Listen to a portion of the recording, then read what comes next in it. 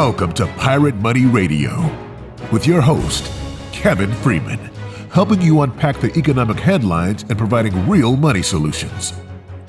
Hey, what do riots in Los Angeles and other cities regarding immigration have to do with air raid sirens in Israel? Believe it or not, they are connected, and both sides will admit it. This will be an eye-opening hour as we cover some explosive developments happening around the world. As Christians, we have a responsibility to be peacemakers, but we also owe allegiance to the truth as well as loyalty to the constitutional principles of our republic and the God-given liberty that it defends. Joining me is co-host of the Pirate Money Radio Show, the brilliant, insightful Mike Carter, with the amazing radio voice. Welcome, Mike. Hey, good to be here today. Certainly lots to talk about with all the stuff in the news and riots and everything else, but I'm glad we have a clear path for what's really happening. A clear biblical path, which is great. You know, wherever we go, people comment on how they've heard you, Mike, on the radio. It's your voice. And when I have Marnie as co-host, people are always saying that they've seen her on the podcast.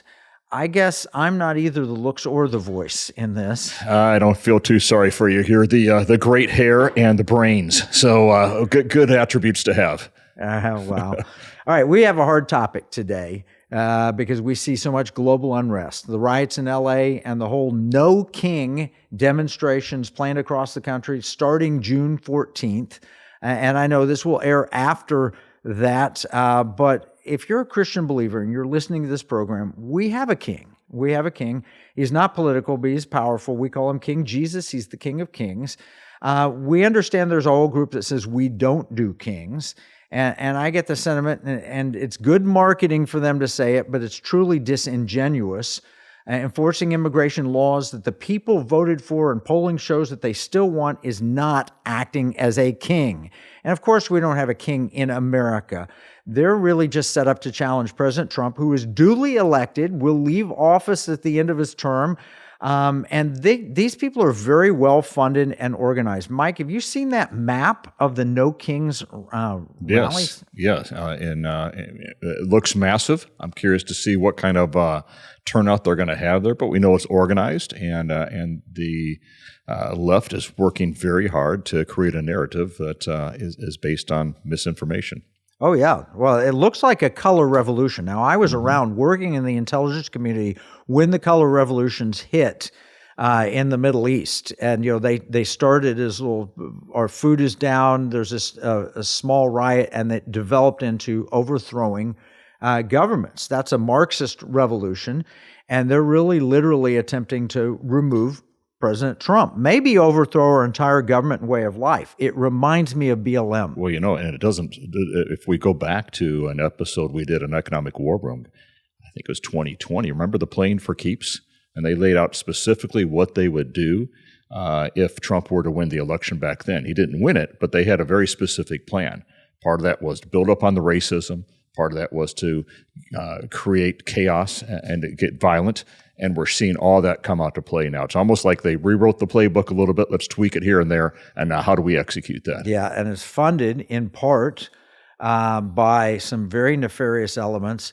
This is the book Unrestricted Warfare. And in Unrestricted Warfare, two senior colonels of the People's Liberation Army said the end game is street riots and a political crisis. They wanted to do network attacks on the enemy. They wanted to attack the financial system. Ultimately, the goal was street riots and a political crisis. And that's what Black Lives Matter was attempting. But it turns out they were communists, right? Patrice Cullors. No doubt about it. And we'll do what's good for them and not for the people, because she bought her $1 million mansions and everything else with that money, all built on a narrative that was, again, misinformation out there. And you know, we're seeing now, I saw in the news just recently, I think it was this morning, that it looks like their CCP might actually have a trail that they helped fund the riots in LA. So this is happening. The things you talked about in your book in 2008, or with the DOD in 2008, and all that was going on back then, is all coming to fruition now. And I'm just glad that we have shows like this to help people understand what's really happening. Yeah, well, here's an article in Foundation for Economic Education. Black Lives Matter's goal is to disrupt the nuclear family, fits a Marxist aim that goes back a century and a half. And the origins, of course, of the nuclear family, you can go back to Genesis. This is God's word. This is a part of the Torah. This is a part of the nation of Israel. This is Western civilization that really emanates from the Bible of the Middle East, from Israel. And their goal is to destroy Western civilization so they can remake it in their enemy. And you pointed out, here's an article, I think it is the New York Post. BLM spent at least $12 million on luxury properties in LA, Toronto, according to tax filings. Black Lives Matter was very popular. Companies were funding it. People were, and by the way, that sentiment is absolutely genuine. Black lives do matter. No question about it. And we care if there is harm brought to black citizens, whether they're in the womb or outside the womb. That's a bad thing. So we care about that. But the hypocrisy that was in that movement, it sort of fizzled when people grew tired of it. Now the movement is not about Black Lives Matter. Now it's about immigration. Right? The No Kings protests and the LA riots are from the same playbook as Black Lives Matter. In fact, the 2016 Obama-inspired anti-Trump group is called Indivisible. So when I saw the No Kings, I thought I'd looked up, this looks remarkably like Indivisible. And if you look at their website, which I did, it's got We Fight On Together. It's got stop the cuts, so they don't like the cuts to USAID, which funded a lot of this. Surprise, surprise. Stop the ICE overreach. And literally, they are wanting to end any deportation of illegal immigrants. They're wanting to end any cuts. They want the federal government to continue down the path of fiscal irresponsibility that would bankrupt us. And this all seems like a Soros-style playbook. I mentioned unrestricted warfare a minute ago. George Soros is mentioned in unrestricted warfare as a financial terrorist. And here's an article in Fox, June 7th, Soros-backed group behind Tesla unrest accused of infiltrating key House race with chosen candidate. Whoa, wait a minute. They're going after Tesla, too. Any political enemy, this is an attempt to do it, and they're doing it with money. Yeah, it's perfect execution. It's perfect execution of unrestricted warfare, things that we've been warning about for years now. And the good news is we've got an administration, I believe, that understands and sees this and is taking the right approach. But we've talked about before, we've got to be very sensitive to the fact that we don't just sit back and say, okay, well, the Trump administration has this. This is the time we all got to be educated, get involved, be up to speed, and we got to be standing together because the other side is certainly doing that right now. Otherwise, good people will fall for the wrong, bad narrative. They're doing it here now. It's like, oh, but I feel compassion. Maybe the guy that they deported really was a wife beater and involved in human trafficking. Maybe Israel is just fighting for its life. But, the narrative on college campuses, we're going to get into all that. A lot of cases, though, this all comes down to money. And there are only three things you can do with your money. You can give it, you can spend it, or you can invest it.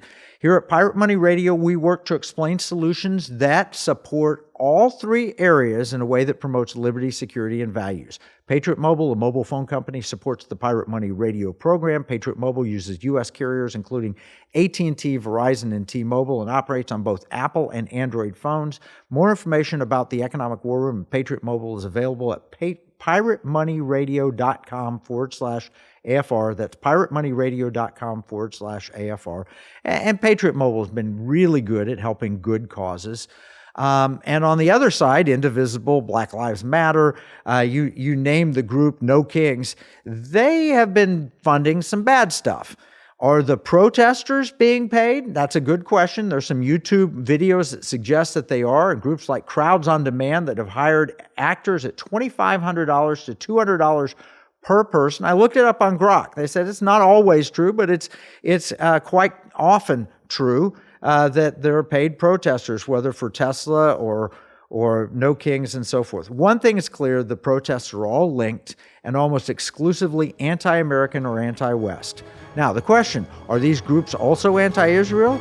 We're going to be looking at this. We'll invite a guest in, Benji Gershon of American Jewish Conservatives. Right back after the break. Here's a $10 bill. It's got the picture of Alexander Hamilton on the front of it.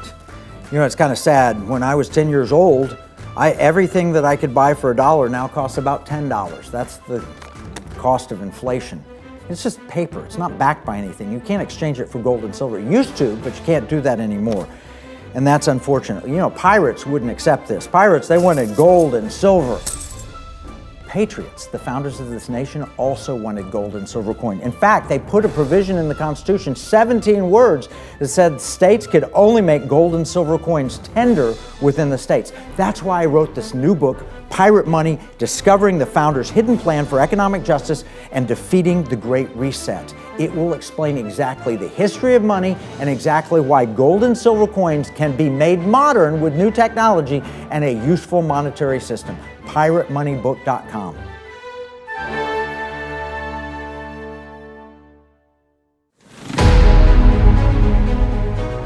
Welcome back to Pirate Money Radio with your host, Kevin Freeman. Yeah, I'm joined by the great Mike Carter, and we have a very special guest where we're going to talk about, is Israel the eastern border of Western civilization? I believe it is. We invited in a friend. I've had him on Economic War Room before, and I've spoken at his group a couple of times. Really enjoy the American Jewish Conservatives. It started as the Dallas Jewish Conservatives. It was so popular and growing so rapidly that Benji Gershon renamed it and has gone national with it, which is phenomenal. Welcome, Benji, to Pirate Money Radio. All right, let's start with Israel. How did the world go from condemning the horror of October 7th, 2023 in less than 2 years to blaming Israel and Jews for just about everything happening around the world? How'd that happen? Well, you know, anti-Semitism is the deepest and longest-rooted hatred that we have in the world, and so it's no surprise that the Western media and much of the world doesn't like to see Israel as the victim for much longer than about a week or two. Very quickly turns, and in the second that they feel that Israel is the victim, they say, no, they're actually the oppressor. To your point, where you're making, you guys were talking about the red-green axis earlier. They view America and Israel as the oppressors. They're looking to seek total destruction of our Western civilization, the very Judeo-Christian values that we hold dear. They want to tear down the fabric of that completely. And so this is bigger than just Israel and anti-Semitism. This is we have a common enemy, Jews and Christians. This is a war against radical Islam and radical Marxists and Islamists that want to tear down our country and everything that we believe in. So it's not. I would hate to say it's not that surprising that the anti-Semitism has only grown since October 7th. I think the narrative, unfortunately, has not been portrayed in the media correctly about who is really at fault for obviously what happened and why the war started, and what Israel and IDF are actually doing to take extraordinary precautions and more than any other army in the entire world to limit the amount of civilian casualties. You have Hamas and you have Hezbollah and the Houthis that are consistently firing missiles and terrorist attacks in Israel. You have them putting their civilians in areas that, for instance, they're firing rockets from schools or from hospitals in these major civilian areas. And so then they try to twist the narrative that Israel is bombing civilians, going after innocent civilians. So there's a lot of this propaganda out there, a lot of bad information. I think that contributes to why we're seeing such a rise in anti-Semitism across our college campuses and across the streets of our cities right now. Yeah, no, we're going to have to get into it. Mike, you have that. I put in the notes the agc.org on October 7th. Could you read that? Let me see where we're at. Well, October 7th, yes, the Hamas terrorists waged the deadliest attack on Jews since the Holocaust, slaughtering babies, committing sexual violence, burning whole families alive, and taking over 250 civilians hostage. Hamas murdered more than 1,200 Israelis during the attack. Over a year later, Hamas is still holding over 50 men and women, including 2 Americans, captive in the terror tunnels in Gaza. So we go right into, from the river to the sea. What does that mean? I mean, this basically says it's about eliminating the Jewish population. They want to wipe out Israel and eliminate the Jewish population. But it's interesting, here in Texas, we still say, remember the Alamo. Mm-hmm. And it's a part of our culture. October 7th is much more recent, at less than 2 years, and it was a horrific tragedy, and where they're burning whole families alive, and yet people just, oh, yeah, that happened, didn't it? They have almost forgotten it. Well, let's go back to World War II, right? It was never forget, but it's being forgotten. It's being wiped off the history books out there by those that want to do that. Oh, the Holocaust deniers and stuff. Yeah, I've got photos where Eisenhower's walking through the rubble, and he's pointing out, take pictures, take lots of pictures of Auschwitz and everything else. Take pictures, because the world must never forget. And yet the world is forgetting. And not only that, they're blaming the actual true victims on this. And so, Benji, what does that from the river to the sea actually mean when they say that? People hear that. What does it mean? It's a chant to wipe Israel off the face of the planet. Full stop. That's what it means. It is a terrorist chant. The keffiyeh, in my opinion, is the new Ku Klux Klan outfit. You know, it's the new swastika. You see these people marching around with keffiyehs and the Palestinian flag saying "Free Palestine." I mean, just the other day, you know, you have the incident in Boulder, horrible incident where 15 people were injured, including a Holocaust survivor, literally burned severely by this insane madman, to say the least, and who chanted Allah Akbar and Free Palestine as well. And then you had in D.C. someone that's not just a radical leftist, who called himself a protester, not somebody that's from, you know, one of these other Arab nations, but somebody that was from Chicago, drove into this AJC event, different AJC, by the way, American Jewish Committee, we're American Jewish Conservatives, and went ahead and shot these two innocent people, and shot at Free Palestine. This is not a radical Islamist. This is a radical leftist that's been indoctrinated by these Islamic groups who are brainwashing a lot of the left. So it's a serious problem. Yeah, no, it is a serious problem. If you go to Iran and you hear some of the craziness that happens there, and by the way, the Persian people are wonderful people. It's not the people; it's their crazy government. But they'll shout death to Israel, death to America, and worse. But here they have to tone it down, so they say it in casual terms, from the river to the sea. What they're saying, and the other AGC wrote it, from the river to the sea is a phrase that can be used to call for the elimination of the state of Israel and or ethnic cleansing of Jews living there to be replaced with Palestinian control over the entire territory from the Jordan River to the Mediterranean Sea. But where did they get it? The interesting thing is, I pulled up Christianity.com. It says the phrase from the river to the sea should be traced to Psalm 72:8, which reads, "He shall have dominion also from the sea to sea and from the river unto the ends of the earth." From the river to the sea is derived from the latter part of this verse, specifically from the river unto the ends of the earth. The river mentioned is the Euphrates River. Through the prophets and other biblical narratives, the term the river as a proper noun most often refers to the Euphrates or possibly the Nile. Based on the context, the sea refers to the Mediterranean Sea, and the psalm is a prayer for justice, righteousness, and prosperity under the rule of a wise and benevolent king. That would be King David. The language used in Psalm 72 is poetic and symbolic, and expressing hope and desire of the community by a leader who would bring about peace and prosperity for all, even the poor, which Israel, by the way, is doing as a nation right now. As my understanding in Israel is, it doesn't matter your background. There's peace and prosperity for all if you're willing to live as a peaceful citizen. But these people, on the other hand, want to wipe that all out. They have the exact opposite. It's like the enemy of our faith, Satan, is usurping the truth once more to try and make the good guy look like the bad guy, and to try and make what is a peaceful verse and turn it into a violent verse. Yep. More continued misinformation out there. But the way that they're doing it is very strategic. And if you're just a casual, not staying up on the geopolitical process and so forth, it sounds so innocent until you realize what it really is. Yeah, well, it's so innocent until it's at a college campus, and the college campus, anti-Semitic incidents in college campuses, they were always bad. I mean, it's never good, but you go back to 2019, and there's 180 incidences. In 2020, it's 250, and then 226, and then 290.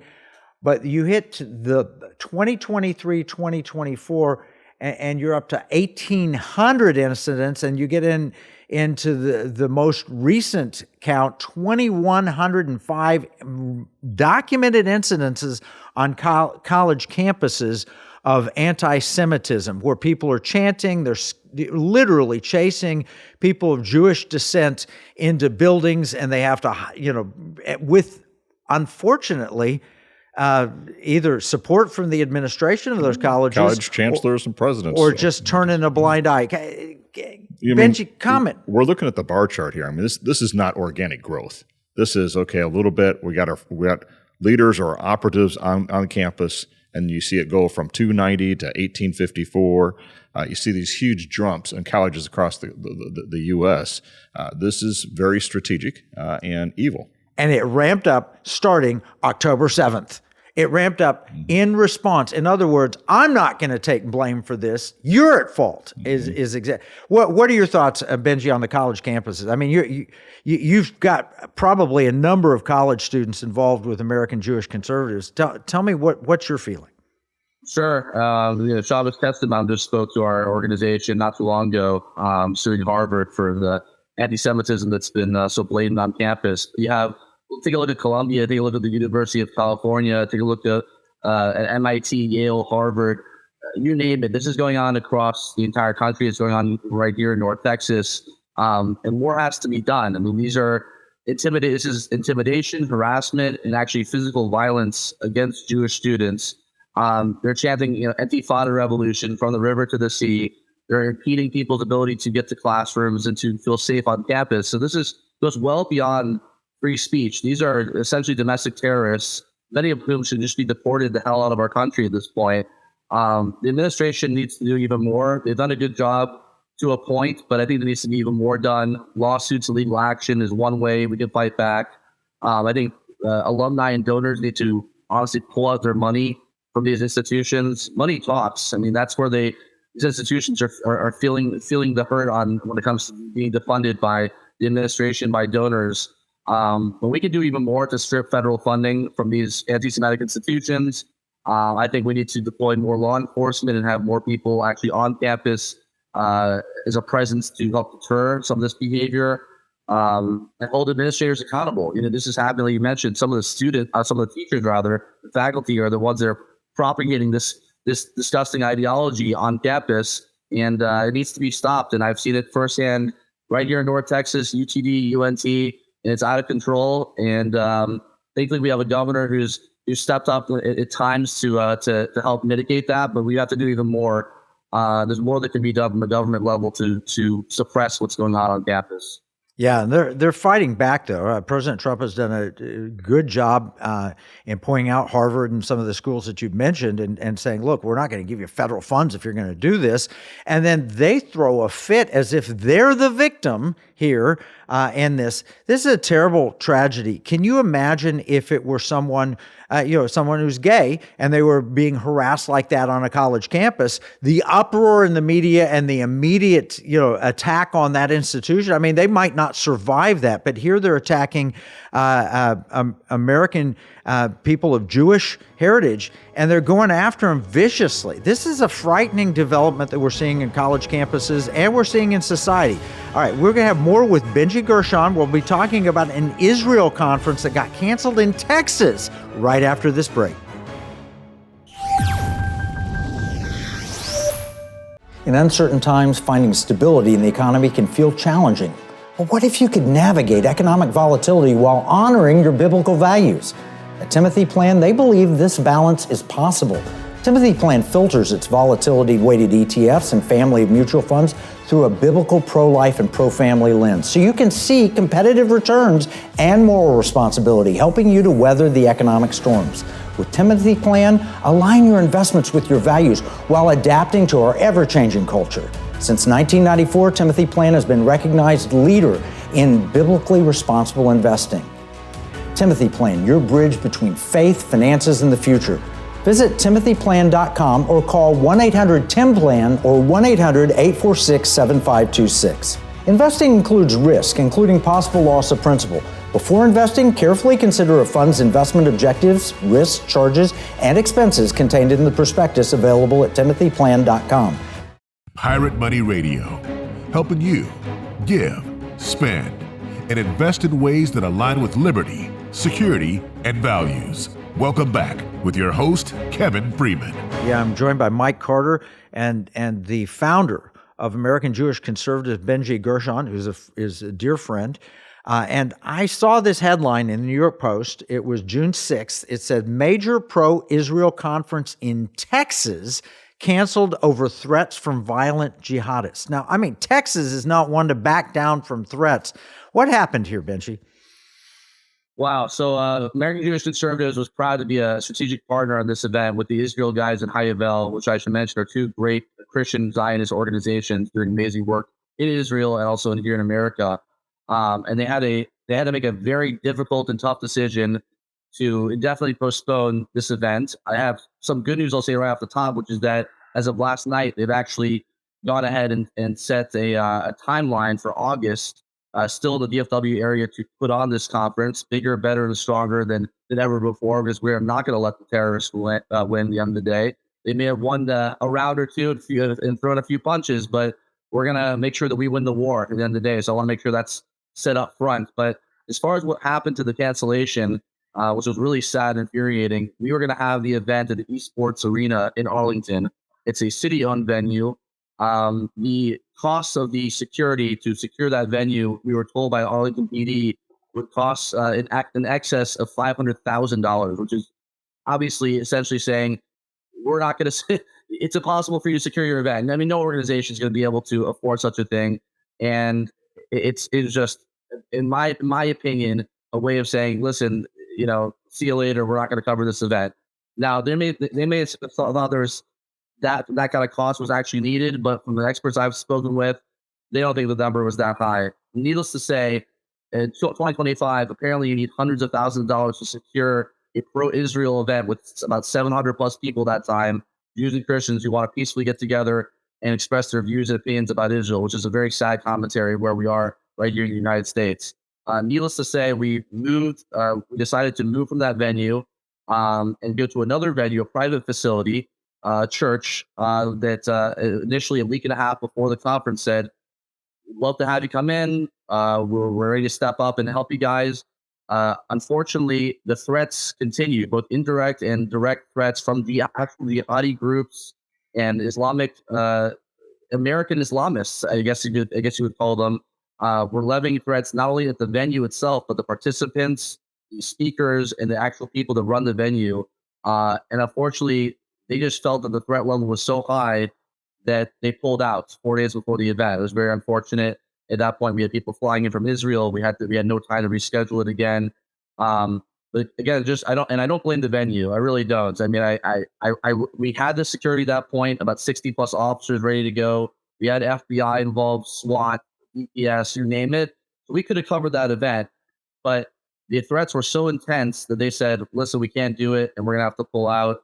And at that point, the summit was canceled. So again, I hate to say this. I mean, honestly, it emboldens the opposition having this kind of thing happen. This is their MO. This is what they try to do. We have to fight back, and that's why I'm so happy that the Israel Guys at Hayavel are doing everything in their power to make this even bigger this next go around in August, and ensure that we do this at a private facility that has a spine. They understand the threats that are going to be levied against them before, during, and after the event. And as long as that's set up front, I think we'll be able to put on a really successful event. I know that we will. So we're not going to let these terrorists win. Well, fantastic. I know.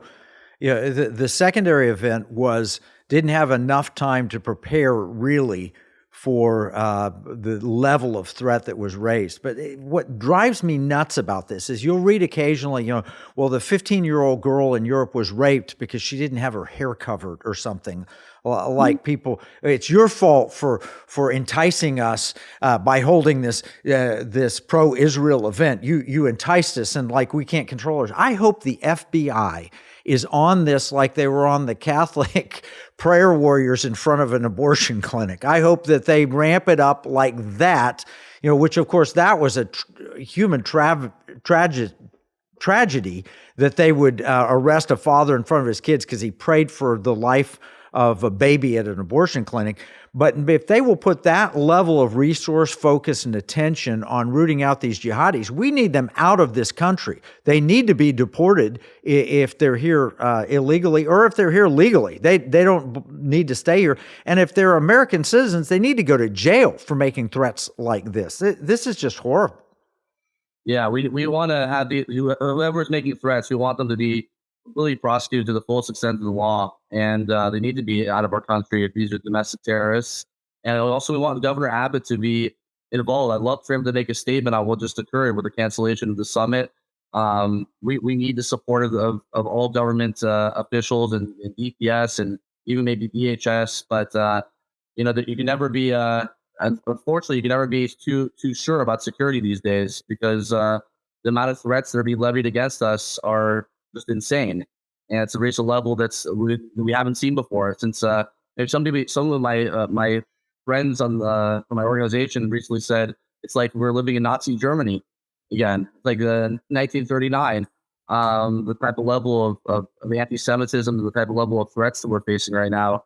And so it shouldn't be safer to live in Israel as a Jew than it is to live in America as a Jew. And that's quite frankly the road that we're kind of going down right now. So you're telling me that these threats weren't just peaceful protests that they were challenging you with, were they?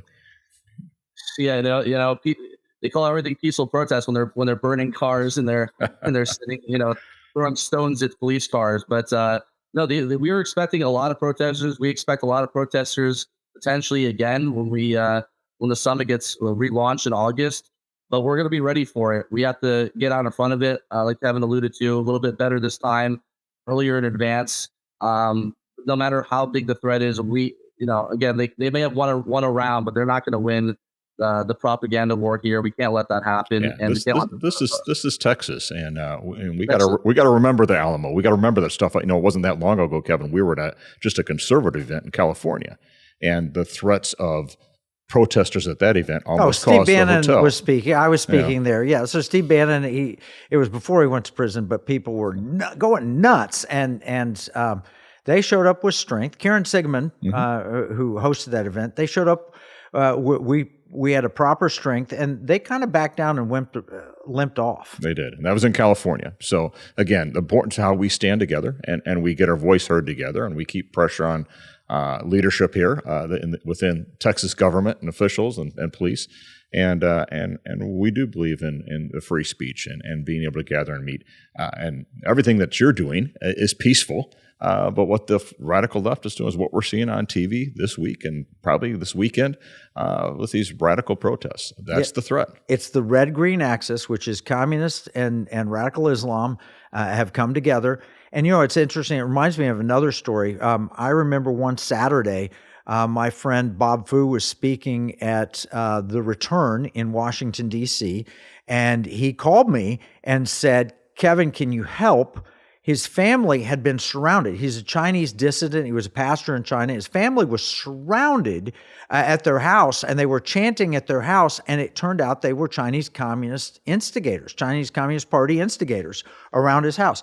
So they were in Midland of all places. So I picked up the phone and called a dear friend in Midland who was a Republican, part of the Republican Women's Club, and she said, "Don't worry about it. We know Bob well." She called her pistol-packing mamas, and they showed up. I mean, every woman with a concealed carry permit or just open carry, because we're in Texas, and they showed up and surrounded the Chinese protesters outside Bob Fu's house. The police came in and took the radical protesters away, and they said, "We have a right to do this. We're just protesting on a street." And they said, "For your own protection, because if you stay here, they're going to kill you. You better get out of here." And I know it was hyperbole, but that's what we need to see in Texas. So reach out to the pistol-packing mamas next time, Benji. Forget that Arlington security. So Benji, how do people learn more about this Israel event that's coming up in August? Where can they follow it?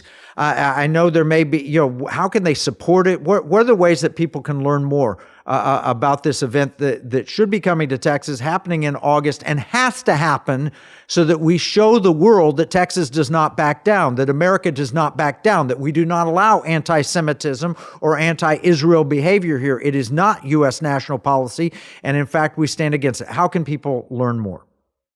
Sure. You learn more by going to theisraelguys.com, go to the website, learn more about the upcoming conference and summit. Not to mention they have this incredible content coming right from the heartland of Judea and Samaria. They have their people actually live there. So they live and breathe and eat and everything else, Israel. And so they know it better than anyone else, but they also talk about the whole U.S.-Israel relationship and a lot of other topics. And they're bringing in some incredible speakers, both from Israel and the United States, who are really on the forefront of what's going on in Israel, grassroots. So you can go there. Also, AmericanJewishConservatives.com.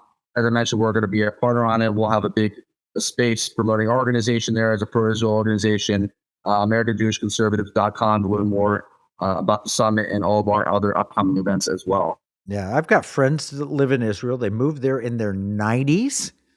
And dear friends, and the lady, amazing cantor, who's retired now, but brilliant lady from Chicago, she broke her hip in Israel, got incredible medical care. When you're in your 90s and break your hip, it's like, well, we love knowing you, and you've lived a nice long life, and we'll help you through recovery, but no, she fully recovered with incredible medical care in Israel and is doing great. And I get texts, hey, I was grilling hamburgers today and the air raid sirens went off.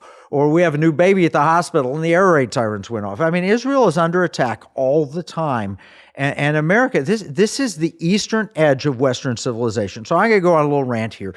If we lose in Israel, we lose everywhere. This is the border. And we cannot have a victory over Israel, which was established internationally after World War II, after the Holocaust. It was established as a Jewish homeland, a Jewish place, and they treat people from any background or any race very well in Israel, as long as you're going to be a peace-loving citizen. But if you're not, they may not be. They've got very sophisticated intelligence community, and I've worked with some of those guys. They're really, really good.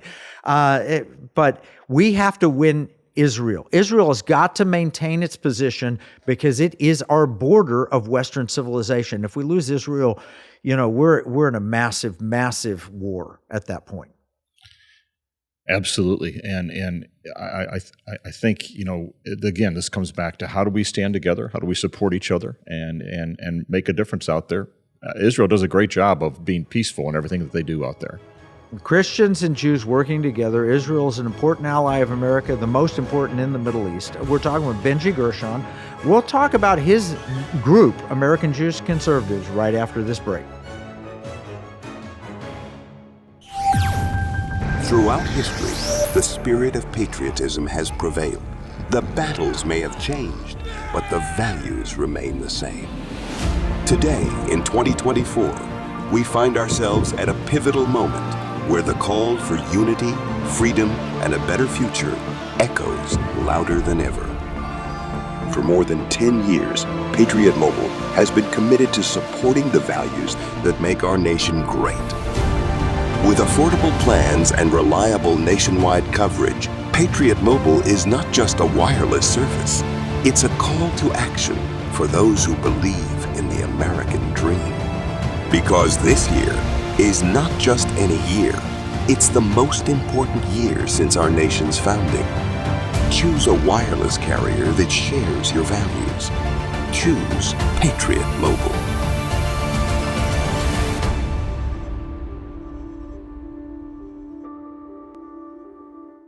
Washington said paper money opens the door to every species of fraud and injustice.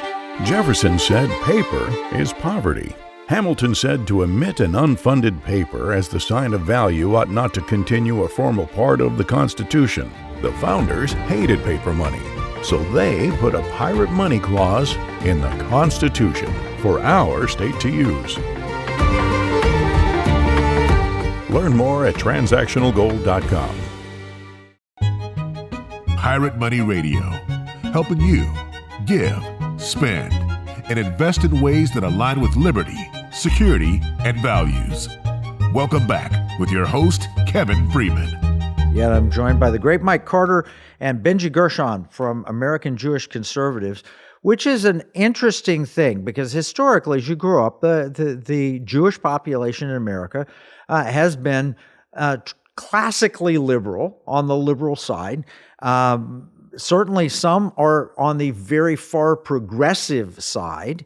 But American Jewish Conservatives is a great group, started in Dallas. I was invited to speak with Frank Gaffney at one of their events and loved it, got to know Benji. I look on the website and you see pictures with people like Ted Cruz and, great leaders. And they work very hard to bring conservatism to the Jewish population, but simultaneously to bring Jewish wisdom to the conservative population. It works both directions. They have, in fact, Alan West and I were the Hanukkah speakers this year, which was a thrill for me to be with Alan West and to meet with them. They've had a phenomenal event. I know Nick Vujicic is a good friend of American Jewish Conservatives. Benji, tell us, how did you start this group and what are you doing now? Sure. So we started the group, believe it or not, at Topgolf with 8 of my conservative friends. That was our very first, official event, you could say, as Dallas Jewish Conservatives. It quickly grew through word of mouth and social media over the years into when we started doing speaker series events, candid forums, fundraisers, you name it, different screening events. So we really do a variety of different events, and our whole goal is to educate, inform, and activate the electorate, and to hopefully change some minds along the way and create more positive outcomes of the ballot box as well.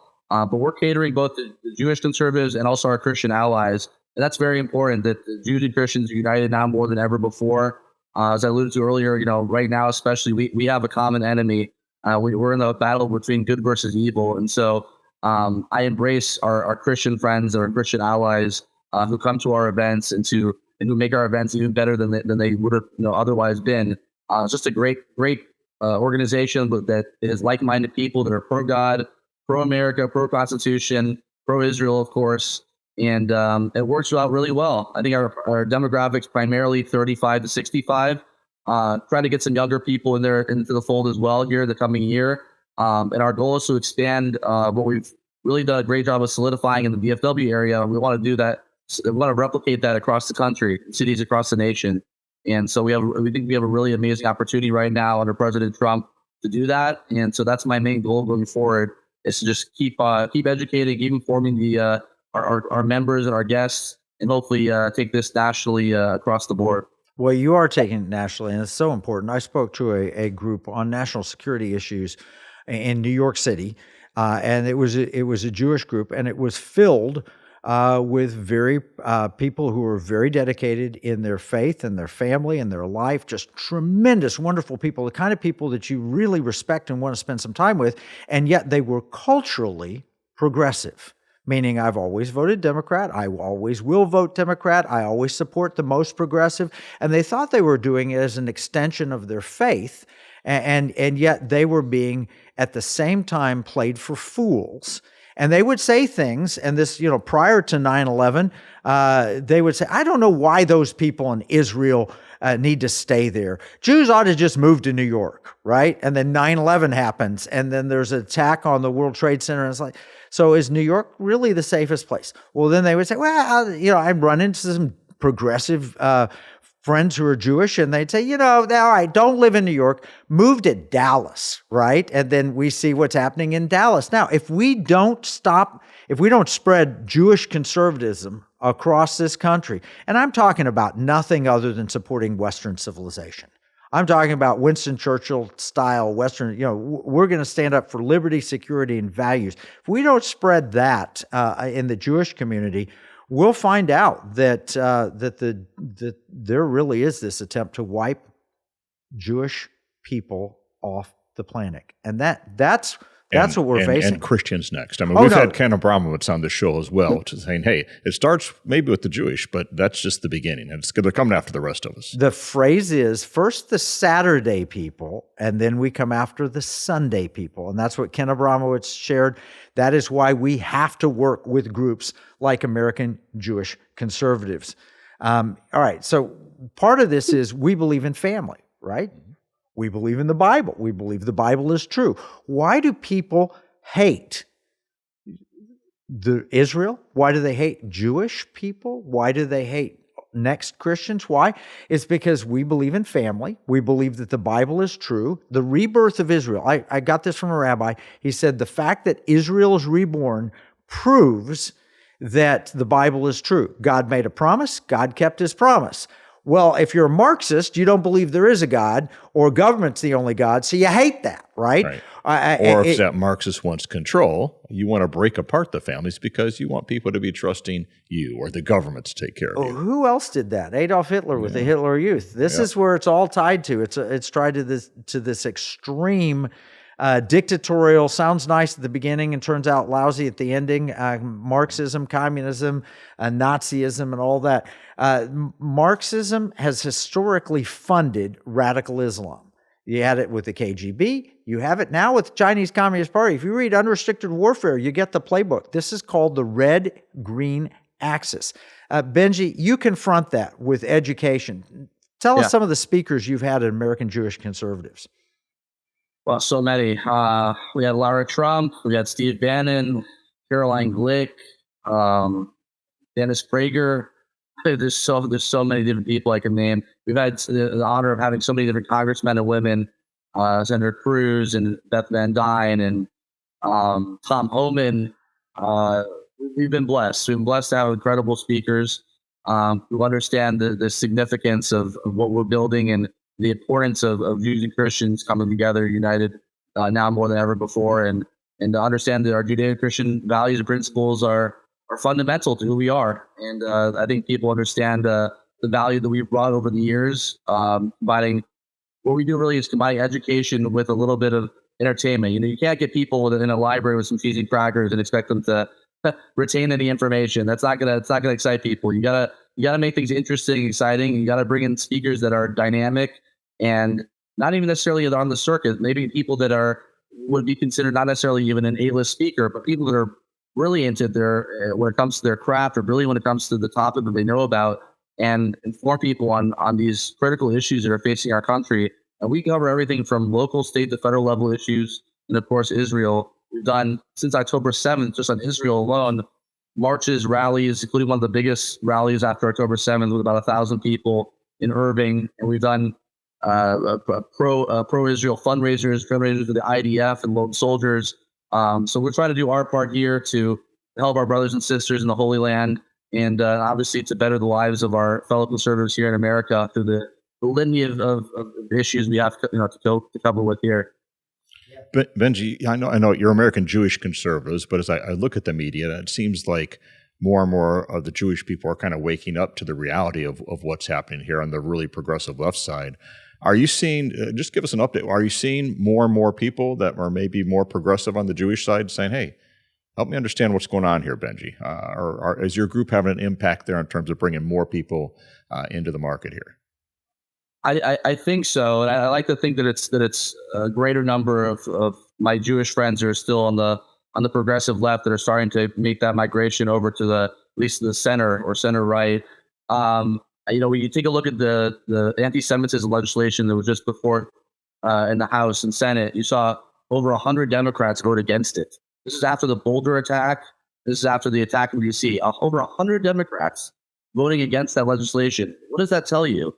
The Democrat Party is no longer the party for Jews. If you don't see the writing on the wall after October 7th, and you don't see what's going on with these radical leftists joining forces with these Islamists that are running rampant in our country, then I don't think you'll ever wake up and see it. I think the writing is on the wall at this point. And so we're just trying to expose the truth and the facts. We put that out there on our social media. We put that out there at our in-person events.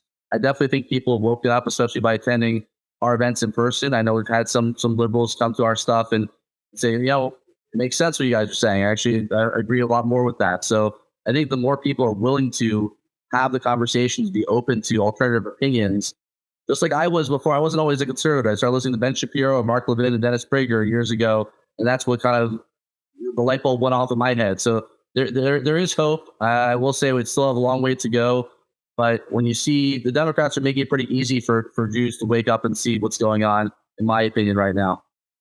You know, you mentioned some great names. These are people I know, some as friends, some just casually. But Dennis Prager, I've met him multiple times. Brilliant guy, one of the smartest people you'll ever meet. Ben Shapiro, he actually helped me early on write some of my first books before he was even known.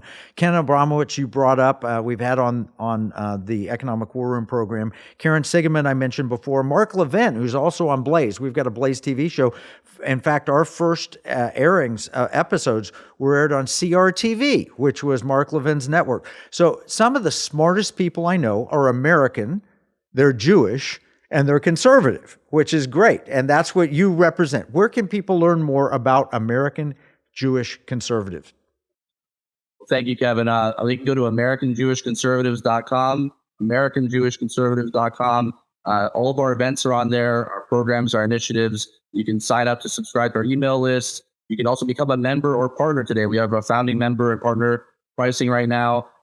Take advantage of different perks and benefits that we have going on, and help us continue to grow this across the country. With your help, we're going to make a huge difference and a huge impact in this country. Now, are you a nonprofit? Is it tax deductible if we support you? So right now we are an LLC. I have a tax deductible arm that allows us for folks to make tax deductible donations to us. We are in the process of actually trying to formalize our 501c3. So stay tuned for that. But right now they could make donations to us directly or through a conduit so they can make it tax deductible. All right. If you have questions or your comments, go to afr@piratemoneyradio.com. Email afr@piratemoneyradio.com. Pray for this. Pray for America. This is Pirate Money Radio with Kevin Freeman, Benji Gershon, and Mike Carter.